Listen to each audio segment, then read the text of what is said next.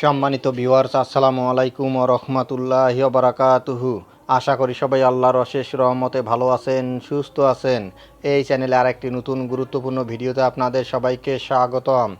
আজকে আলোচনা করব ইএফটিতে পঞ্চম ধাপে বেতন পাবেন কতজন, জানালো মাওসি। বিস্তারিত থাকছে ভিডিওতে। এই ভিডিওটি দেখার আগে যারা এই চ্যানেলে একদম নতুন তারা অবশ্যই চ্যানেলটি সাবস্ক্রাইব করে পাশে থাকা বেল আইকনটি প্রেস করে দিন। আর যারা ইতিমধ্যে সাবস্ক্রাইব করেছেন তাদেরকে জানাই অসংখ্য ধন্যবাদ। ইএফটিতে পঞ্চম ধাপের বেতন পাবেন কতজন, জানালো মাওসি।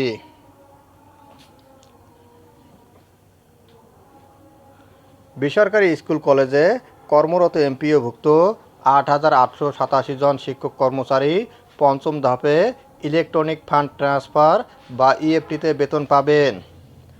তাদের তথ্য অর্থ মন্ত্রণালয়ের আইবাস ডাবল প্লাসে পাঠানো হয়েছে। বুধবার মাধ্যমিক ও উচ্চশিক্ষা অধিদপ্তরের মাওসি উপপরিচালক মোহাম্মদ শাহজাহান স্বাক্ষরিত এক বিজ্ঞপ্তিতে এ তথ্য জানানো হয়।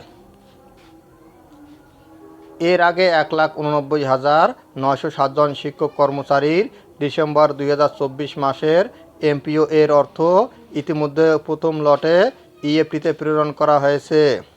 দ্বিতীয় লটে 67,000, তৃতীয় লটে 84,700 জনকে ইএফটিতে বেতন দেওয়া হয়। চতুর্থ ধাপে 8,200 এর অধিক শিক্ষক কর্মচারীর বেতন ছাড়ের বিষয়টি প্রক্রিয়াধীন রয়েছে।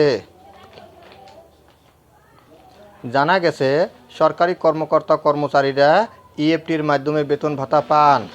তবে বেসরকারি শিক্ষা প্রতিষ্ঠানে কর্মরত এমপিওভুক্ত শিক্ষক কর্মচারীদের বেতন ভাতা সরকারি কোষাগার থেকে ছাড় হলেও তা রাষ্ট্রায়ত্ত 8টি ব্যাংকের মাধ্যমে অ্যানালগ পদ্ধতিতে ছাড় হয়।